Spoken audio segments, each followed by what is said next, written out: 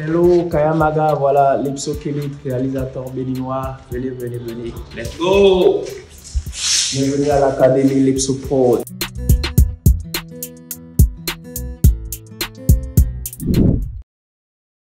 Moi, c'est Cédric Aïtedi, réalisateur béninois.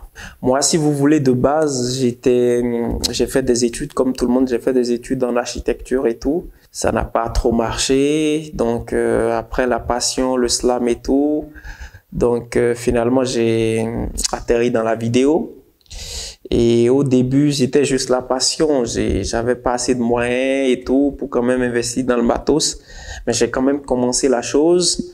Donc, si vous voulez, moi, j'ai commencé avec un tuyau de douche. J'avais besoin d'un stabilisateur, Glidecam, Steadicam et tout. Et ça coûtait environ 300 €, je pense. 250, 300 €.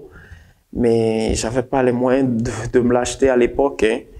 Donc, ce que j'ai fait, c'est que j'ai pris un tuyau de douche, j'ai fait la soudure là. Je sais pas si tu peux faire un zoom dessus.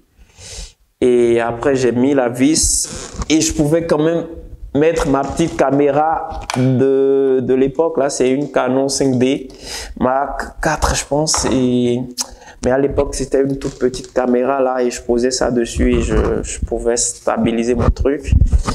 Et voilà, donc quand même aujourd'hui, on a ce qu'il faut pour les étudiants. Il y a d'autres stabilisateurs. Là, par exemple, c'est le Cram 3 et tout. C'est un truc électronique. Donc voilà, on est parti d'un tuyau de douche en vrai pour être Lipso aujourd'hui, quoi. À l'époque, je bossais dans un centre psychiatrique, une ONG, l'ONG 5 Amis.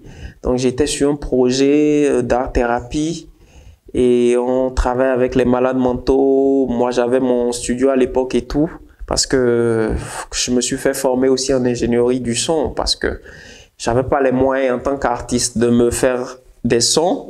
Et après, c'était très compliqué pour moi de me faire des clips et tout. Donc, je pense à l'époque, il y avait Genesis qui était le numéro 1.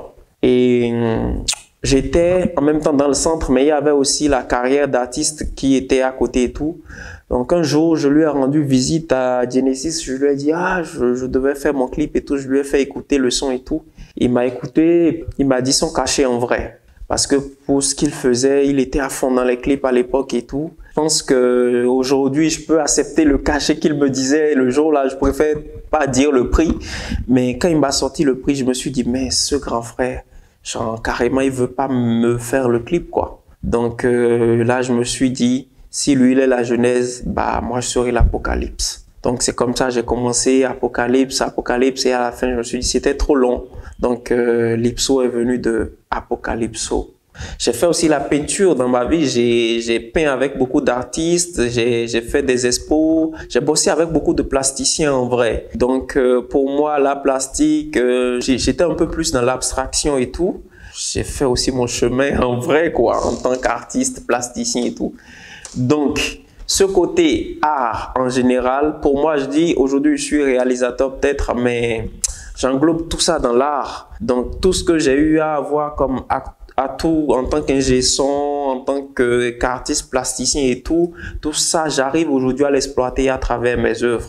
Tu vois, parce que c'est pas donné à tout réalisateur d'être en même temps ingénieur du son, artiste plasticien, tout ça. Donc c'est plus facile pour moi aujourd'hui de dire à mes décorateurs, voilà, j'ai besoin de tel tableau, j'ai besoin de tel décor, ou au costumier, j'ai besoin de tel costume, ainsi de suite. J'arrive à être très créatif parce qu'en vrai, c'est moi-même, je sors toutes mes créations, quoi, que ce soit tenue ou décor et tout. Je leur dis, voilà, j'ai besoin de tel ou tel. J'arrive quand même à les orienter. Et voilà, c'est à eux de m'aider à avoir quand même le résultat final. Déjà, quand tu es à tes débuts, les gens ne croient pas forcément en toi, tu vois. Il va falloir que tu fasses tes preuves et je pense que c'est dans tout domaine. Une fois que tu as passé ce cap, je pense que le reste, ça va vite, hein. Moi, si je dois compter en arrière, c'est l'époque où je galérais vraiment là, là j'ai oublié carrément, quoi. Donc là on est à fond dans le truc, tout le temps il y a des contrats qui viennent, il y a des appels et là Lipso Pro on bosse à fond là. Parlant de tournage, un jour on tournait le clip Zo de Chris Ba et j'étais avec Enrico, un de mes décorateurs et tout.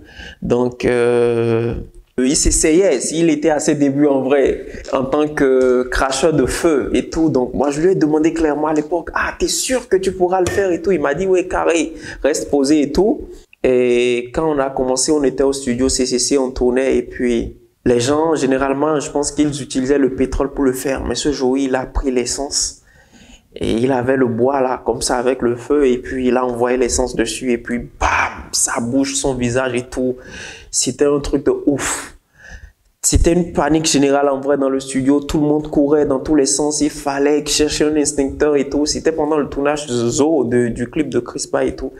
Et puis tout le monde, on regardait la scène. Moi, j'étais là, je dis, mais je pouvais le perdre en vrai, quoi. C'était chaud.